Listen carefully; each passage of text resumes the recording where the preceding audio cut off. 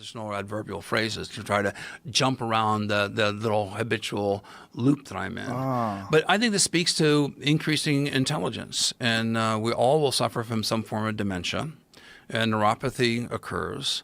There is a really wonderful, safe, and legal mushroom to use that leads to neurogenesis, and that's called lion's mane.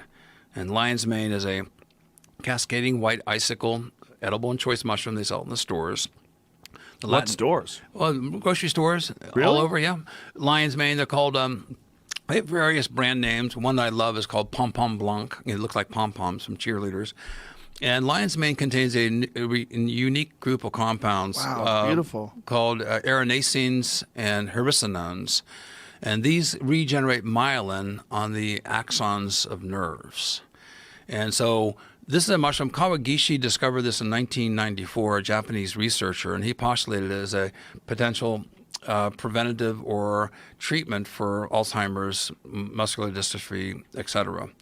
But do you take it? I take it every day. Every day? Every day. You take it in raw form? Or I take it in capsules. So you buy it?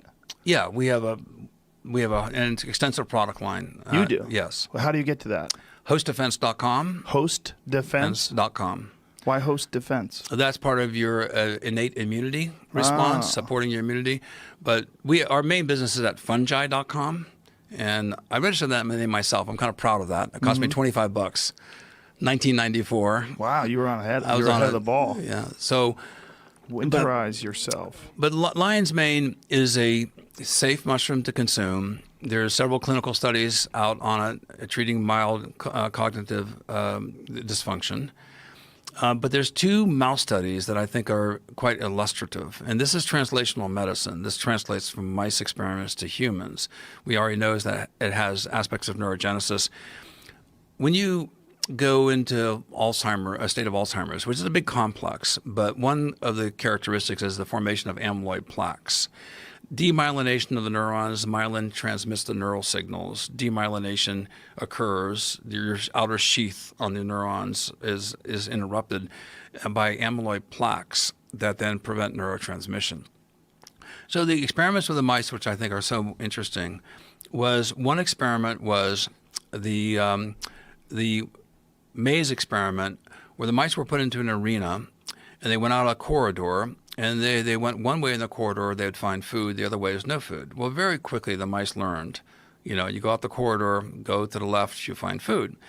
They injected it then with a toxic polypeptide that induces amyloid plaque formation that is a neurotoxin. Very quickly, after 2 weeks or so, the mice developed neuropathy. They got confused. They couldn't remember which way to go. It randomized. Upon giving these mice, again, mushrooms for a few weeks, they nearly re-normalized.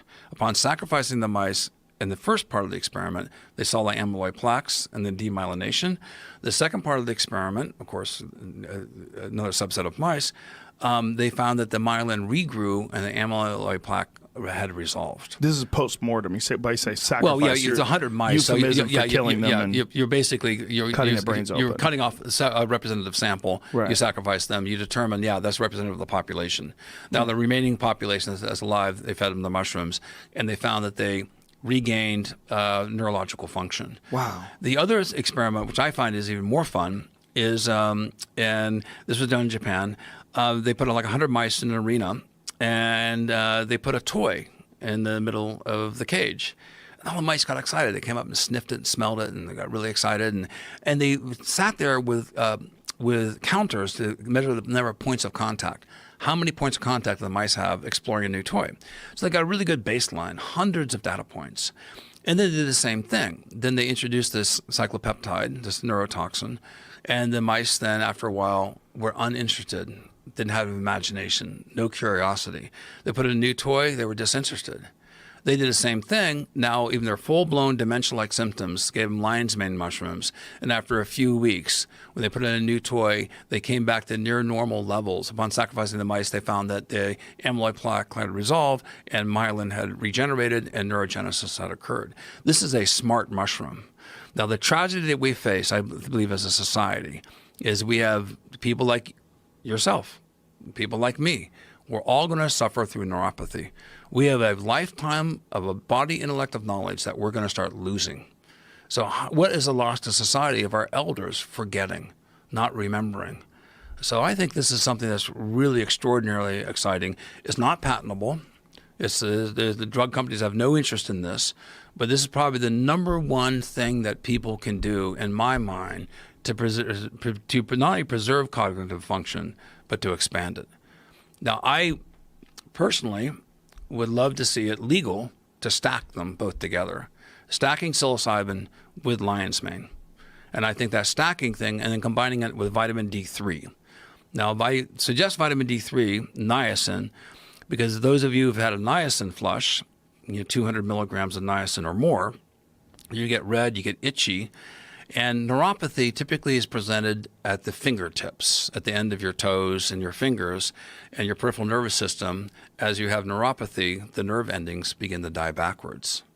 So my idea here is, because there are different receptors being activated by psilocybin than with the aranacines from lion's mane, if you stack lion's mane with psilocybin mushrooms with niacin, the advantage is, and this is hypothetical, but this is something I think is well worth testing, is that niacin can help drive the neurogenic benefits of psilocybin and aranacines to the end of the peripheral nervous system.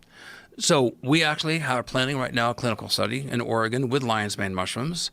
The physicians who've looked at the research, which is robust, are convinced that it's worthy, and they have their own funding. So we're going to do an N of 30 study is what we hope to do, 30 patients, and we hope to begin that study in the next year.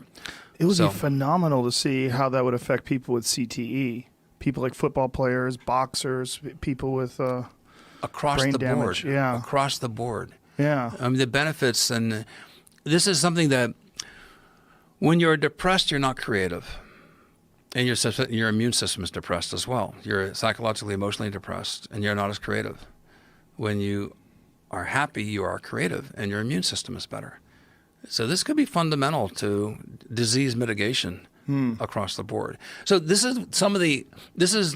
are so many different examples like this where mushrooms need to be advanced to the front stage of consideration by serious scientists, and give up your mycophobia, or even your what I call psilophobia, the irrational fear of psilocybin mushrooms, and look upon these with new eyes, and drop your prejudices and just look at as a serious scientific analysis.